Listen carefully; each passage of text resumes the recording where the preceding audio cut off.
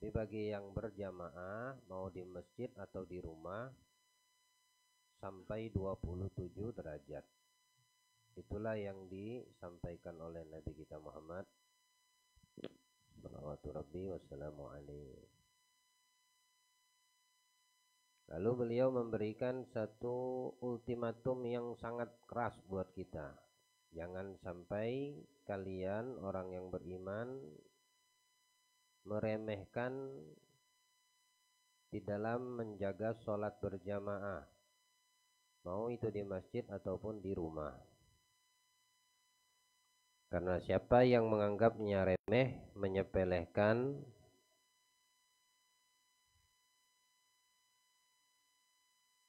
pertama dia akan kehilangan keuntungan akhiratnya,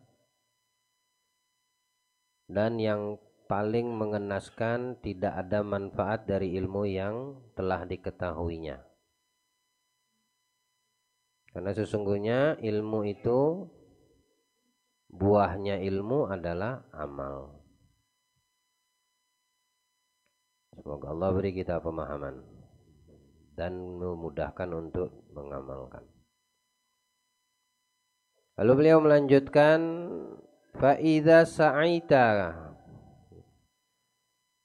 saat berjalan menuju masjid. Yang punya kitab dibuka ya, halaman 38. Dan jika kamu berjalan menuju dari rumah, maksudnya dengan cara yang kamu lakukan. Ada orang dengan berjalan kaki. Ada orang yang dengan menggunakan kendaraan bermotor.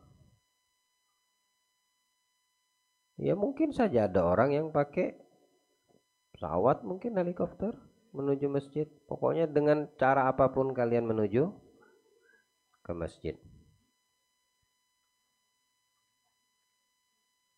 Famshi ala hainatin. Ini pertama.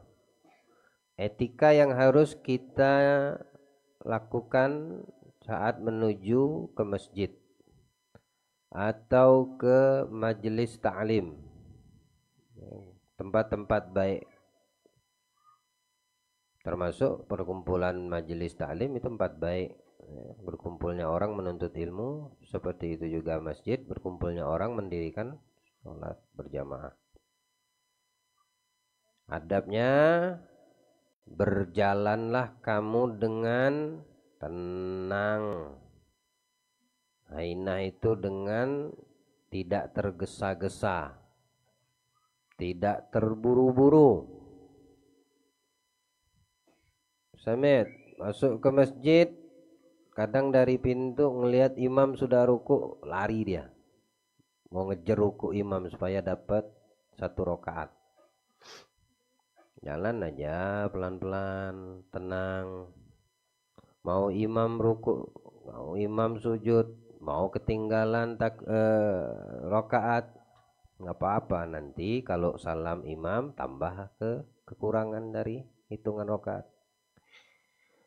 Ya, jangan lari-lari atau jalannya setengah cepat, setengah jalan, setengah lari. Nah, jangan, jalanlah dengan tenang. Bilang Nabi SAW, idza aradta an tuqimas shalah fa'alaika bis sakinati wal waqarah. Idza ataita ila sholati fa'alaika bis sakinati wal waqarah. Kalau kamu mendatangi sholat, ya, mendatangi sholat untuk mendapatkan berjamaah, mau itu di rumah, mau itu di masjid, hendaknya kamu mendatangi sholat itu dalam keadaan sukun. Sakinah itu tenang. Ya, jadi kalau ada anak yang namanya Sakinah, nama orang si perempuan ini Sakinah, tapi sifatnya ugal-ugalan, tidak mencerminkan namanya. Ya. Sakinah itu arti tenang.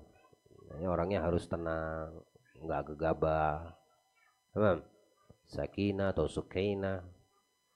Wal wagarah juga sama. tidak buru-buru, dalam keadaan santai, tidak tergesa-gesa. Kenapa dilarang oleh Nabi? Justru kalau dia terburu-buru, tidak ada ketenangan, nanti di dalam sholatnya dia akan ngos-ngosan, pengas dia, bacaan yang dibacanya juga nanti akhirnya simpang siur. Ya. Kalau tenang tetap bacanya bagus, Bismillahirrahmanirrahim, Alhamdulillah Rabbil Alamin. Tapi lihat orang yang buru-buru atau lari-lari ngejar imam tadi, jangan sampai terlambat rakaat. Ya. Atau imamnya sudah di tahiyat terakhir, tak lagi mau salam nih, ya, kan otomatis orang akan berpikir, ya bentar lagi mau salam, nggak dapat jamaah nih. Apa yang dia lakukan? Kayak orang panik jadinya dia. Lari dia di masjid. Nah, itu bukan adab. Jalanlah dengan tenang karena itu arahan dari Nabi kita Muhammad. Kalau tidak dapat itu berjamaahnya karena keburu imamnya salam, berarti belum rezekimu. Siapa suruh juga kamu datang terlambat. Lain kali datangnya lebih awal. Ya, atau minta tolong sama temennya di masjid itu yang sudah selesai, baru selesai sholat, temenin saya sholat lagi. Itu namanya sholat apa? Seperti yang udah kita lewati. Sholat apa? Ada yang ingat? Ada orang udah selesai sholat, lalu dia sholat lagi. Namanya sholat apa? Godok. Ada yang punya pendapat lain? Yang di luar apa? Angkat suaranya. Ada yang hadir di luar tuh. Kalau yang di dalam ini nggak hadir nih, nggak ada yang hadir kemarin pembahasannya. Yang hadir di luar tuh, mukanya saya masih ingat walau namanya abu-abu. Apa nama sholatnya? Kodok lagi. Tak ngarep mula. Salah. Ada yang ingat? Sholat apa? Mu'adah atau i'adah. Ya. Apa hukumnya mu'adah? Sunnah. Kalau tidak ada hutang sholat sama Allah, minta tolong dia temenin lagi sholat. Nah, itu sunnah mengulangi sholat. Dan kita kalau ada orang minta tolong temenin sholat, jangan berat. Jangan keluarkan kata-kata, "Ana udah selesai sholat, baru ana selesai sholat." Iya tahu, makanya dia minta tolong ente temenin lagi. Kamu dapat pahala double. Kalau kamu punya hutang sholat, maka terbayarkan dengan mengulangi tadi.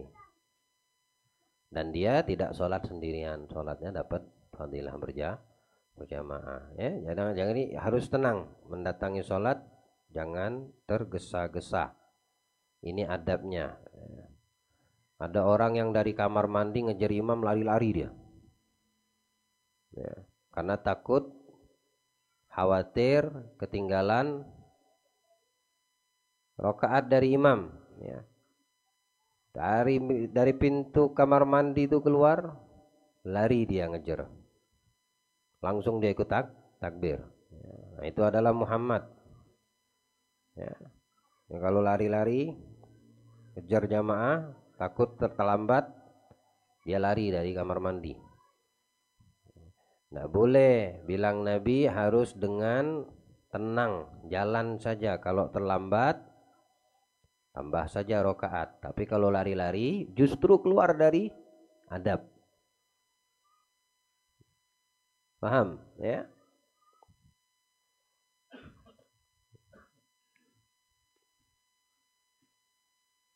Wa tu'addah bisa wasakinah wala ta'jil. Kamu keluar daripada menuju sholat tersebut ke masjid dengan tenang, dengan langkah yang mantap. Kaki itu dengan mantap berjalan, tidak tergesa-gesa atau terburu-buru.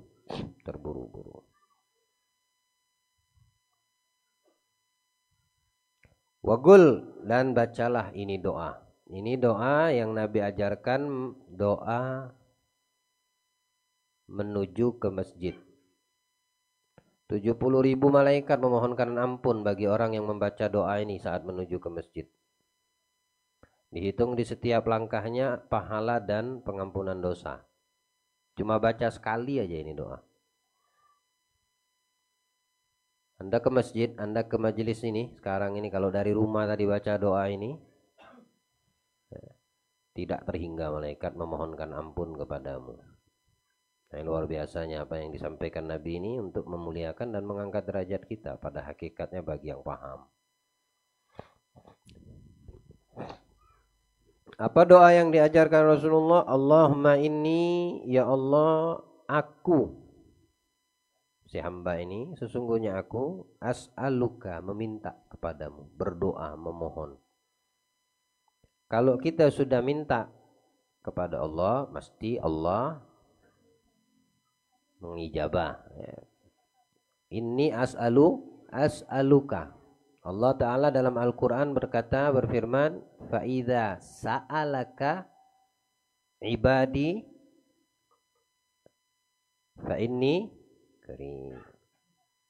Fa'idha sa'alaka ibadi anni fa'inni karim. Allahumma inni as'aluka. Kalau, kata Allah dalam Al-Quran, jika hambaku meminta kepadaku, maka aku dekat sama dia. Maksudnya apa dekat sama dia? Mendengarkan dan mengabulkan. Bukan sekedar dekat saja, tapi dekat dan mengabulkan apa yang dipinta. Itulah Tuhan kita Allah. Kalau kita makhluknya sama manusia, dekat, belum tentu dia bisa memberi apa yang kita inginkan.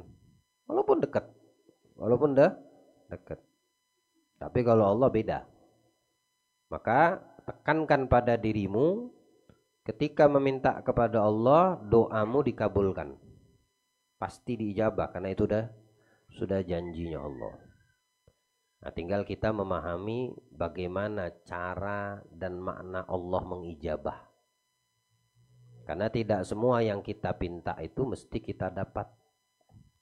Bukankah Allah bilang di dalam Al-Quran, Allah mengabulkan doa? Betul, tapi yang harus kita pahami, ada kalanya pengabulan itu dengan tidak diberi. Minta pengen jadi orang kaya, enggak juga kaya-kaya, lalu mau komplain kepada Allah, doanya enggak dikabulkan, salah. Justru kamu sudah dikabulkan doa. Mana buktinya? Yang kamu pinta dikasih sama Allah, enggak dengan tidak diberi. Ya, jangan kita mengatakan memiliki pemahaman yang kita pinta mesti dikasih sama Allah sesuai keinginan kita, enggak. Tapi kita harus mengikuti sesuai kemauan Allah, bukan kemauan kita. Kenapa seperti itu? Karena Allah lebih tahu baik dan buruknya kalau kamu dapat atau tidak dapat. Jadi orang kaya minta sama Allah banyak duit, miliuner, bilioner, triliuner, apalagi terserah namanya. Dan juga didapatkan. Lalu dia bertanya pada Allah, aku sudah minta, kenapa engkau tidak kabulkan ya Allah? Padahal engkau dalam Al-Quran mengatakan setiap doa itu diijabah. Justru tidak dikasih sama Allah, itulah bentuk pengabulan darinya. Kamu dikabulkan doamu, diberi dengan cara tidak diberi permintaanmu. Nah, ini cara kita menyikapi orang beriman terhadap apa yang kita pinta. Sakit berkepanjangan minta sembuh, tidak juga sembuh. Allah kasih tuh, bahkan kamu doa itu minta sembuh, dikasih dengan tidak sembuh sama Allah. Berarti doamu dikabulkan. Tapi dengan pemberian Allah yang kamu pinta tidak diberi. Sama lah kayak anak kita masih kecil, umur masih 5 tahun, minta belikan HP sama bapaknya. Kan namanya minta. Atau masih laki-laki umur 5 tahun minta belikan motor Aerox. Umur 5 tahun. Tapi dia meminta kepada siapa? Orang tuanya. Bagaimana cara orang tuanya mengabulkan permintaan? Dibelikan tuh motor. Bisa. Tapi orang tua itu orang tua kacau yang seperti itu. Dia mau bunuh anaknya itu. Karena dia sayang sama anaknya, diberikan dengan tidak diberikan itu kemauan anaknya. Selamat tuh anaknya. Berarti yang tahu baik buruknya yang minta atau yang memberi? Yang memberi. Yang minta taunya harus dapat, yang memberi lebih tahu. Kalau aku kasih HP anakku kacau. Ya. Apalagi di zaman sekarang nih anak umur masih tahunan, masih 4 tahun, 5 tahun itu udah ngerti yang namanya buka aurat dari HP. Hati-hati ya, ente punya anak ya. Perhatikan. Tidak sedikit pertanyaan dan keluh kesah orang tua kepada saya, keluarga saya, perihal anaknya yang masih kecil sudah ngerti masalah video-video yang diharamkan dan membuka aurat. Ya. Hati-hati, karena ini terjadi sampai orang tuanya tercengang kaget, tidak percaya. Tercengang kaget, tidak percaya. Waktu ditanya, kenapa anak kau lanjutkan nonton nih? Apa jawab anaknya? Lebih mencengangkan lagi.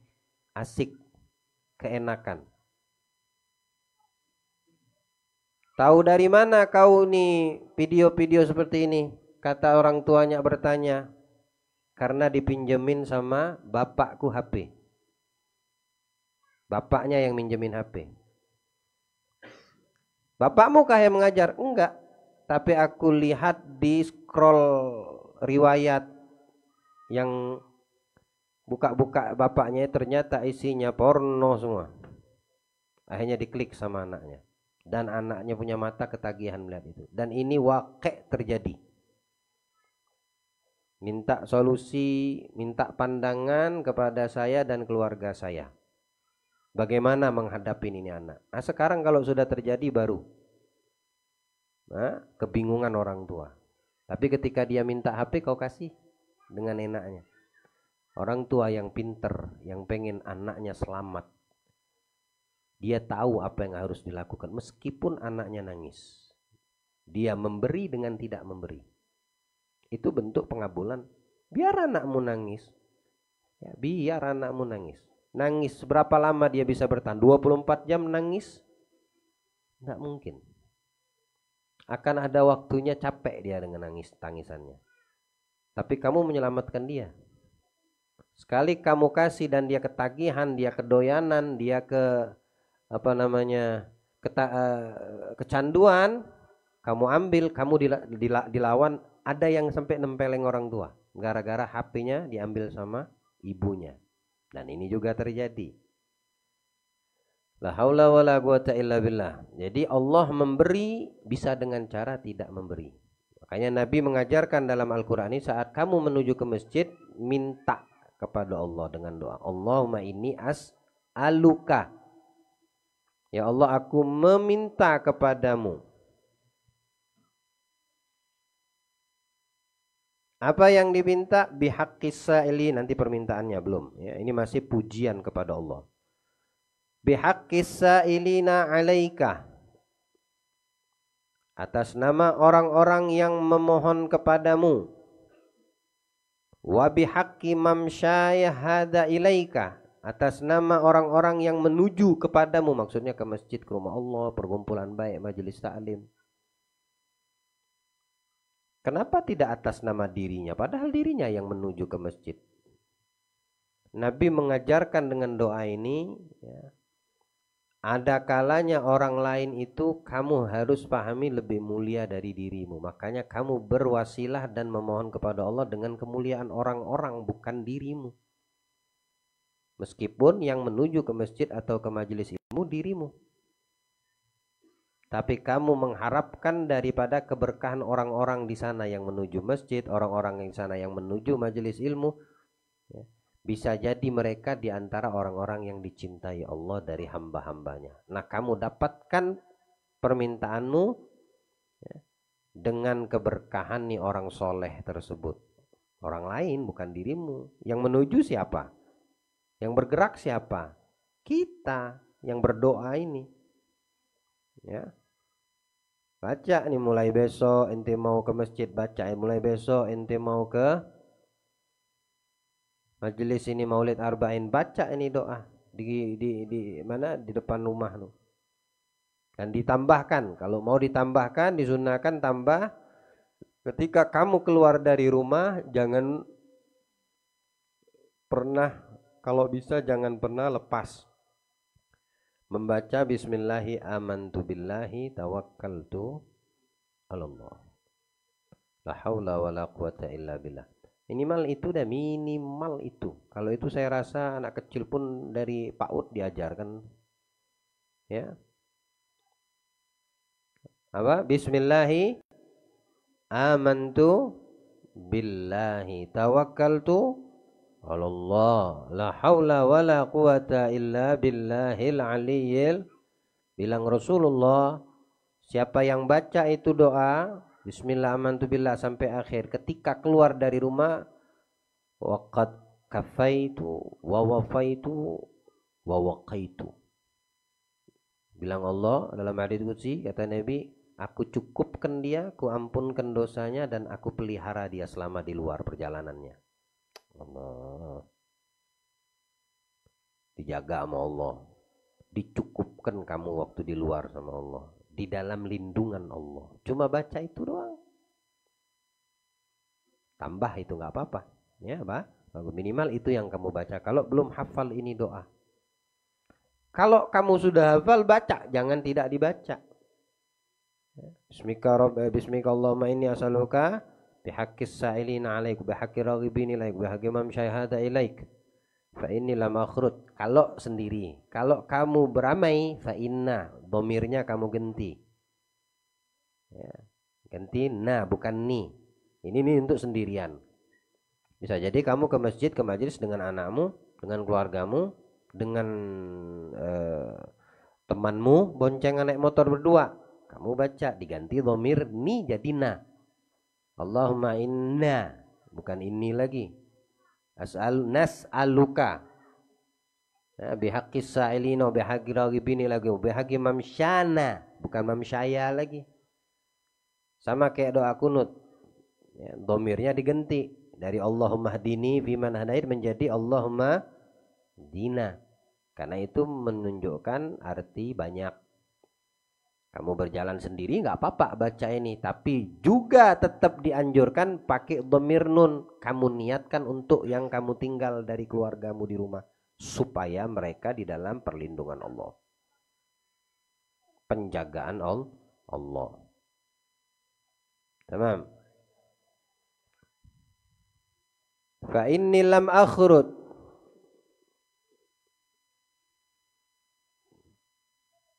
Fa inni lam akhruj, bukan ukhruj, di situ ukhruj ya. Mungkin salah cetakannya. Ya, yang punya kitab diganti, dhammahnya diganti fathah. Fa inni lam akhruj ashiran, la, pakai fathah bukan pakai kasrah. Ya, diganti lagi asharon bil fathah. Yang punya kita perhatikan. Wala bataron, nah betul, pakai fathah ya. Wala riyaan, semua pakai fathah. Wala sum'atan, karena sesungguhnya aku keluar, di dalam doa ini Nabi minta sama Allah, memohon kepadamu ya Allah, sesungguhnya aku berangkat ke masjid ini bukan dengan mengingkari nikmatmu pertama, justru mensyukuri nikmat. Kenapa masih Allah berikan peluang untuk menuju rumahnya dan mendirikan sholat secara berjamaah.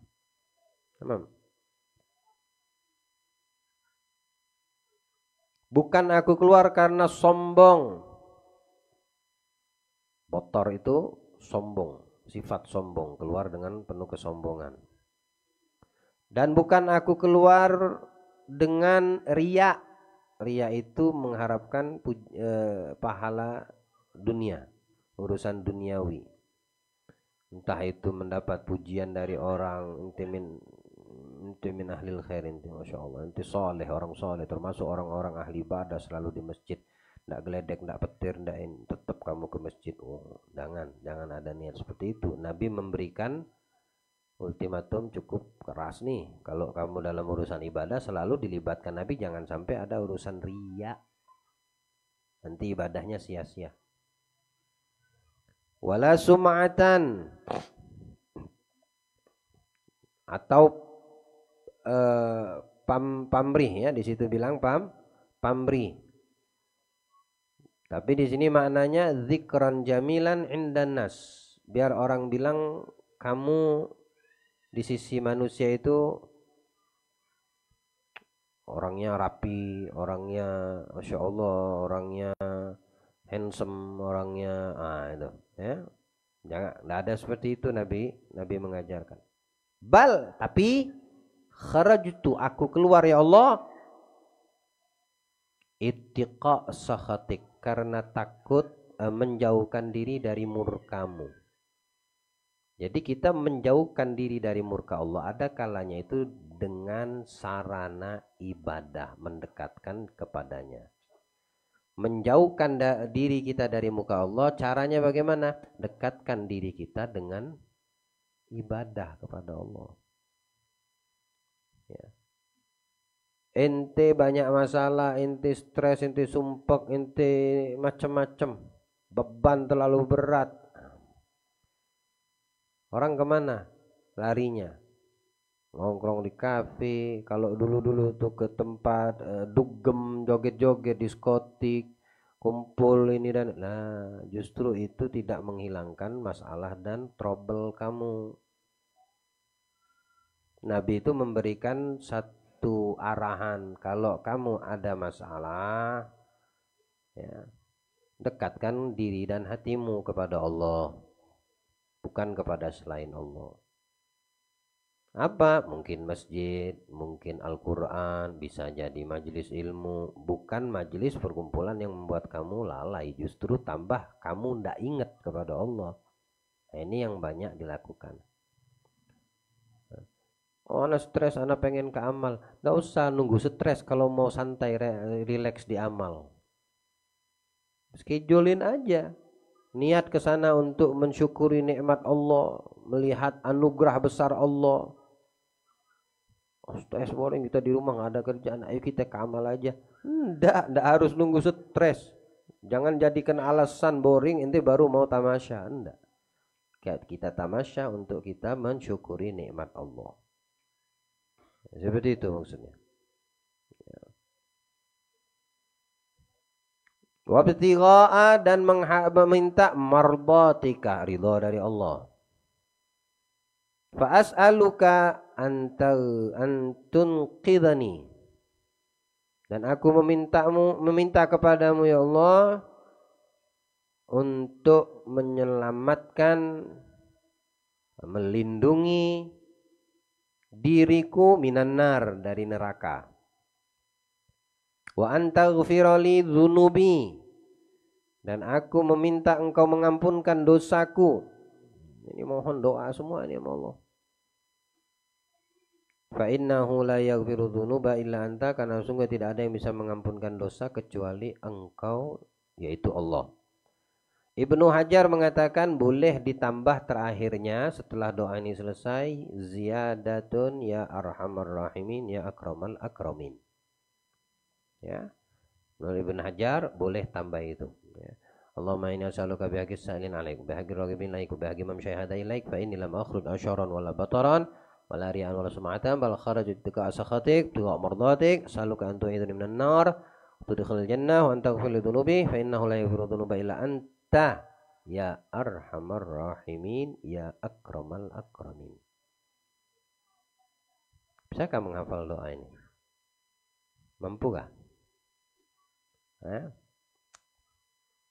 Harus semangat. Ente ngafal kata-kata puisi yang ditujukan untuk pacarmu yang sudah tahu haram, bisa saja kamu hafal. Bikin puisi-puisi, syair-syair. Ya. Masa untuk yang diajarkan Nabi kita susah? Semangat, harus optimis. Bisa kaki kira? Ampun. Ya, harus kuat, harus bisa. Dan kalau udah hafal sekali dibaca terus nih. Kalau belum hafal lihat.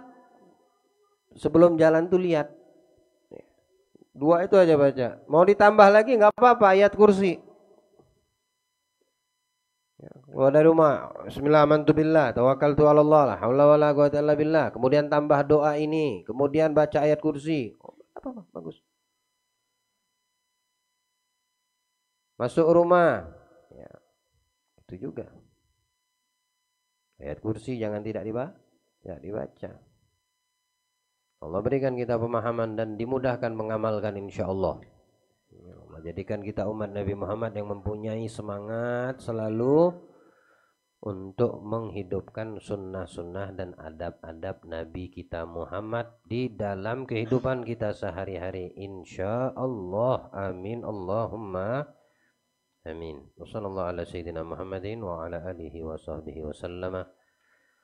Walhamdulillahi rabbil alamin. La ilaha illallah al-mawjud fi kulli zaman. La ilaha illallah al-mawjud fi kulli zaman. La ilaha illallah al-ma'bud fi kulli makan.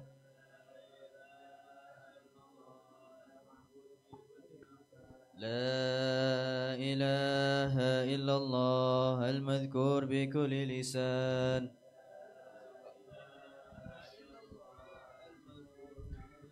لا إله إلا الله المعروف بالإحسان.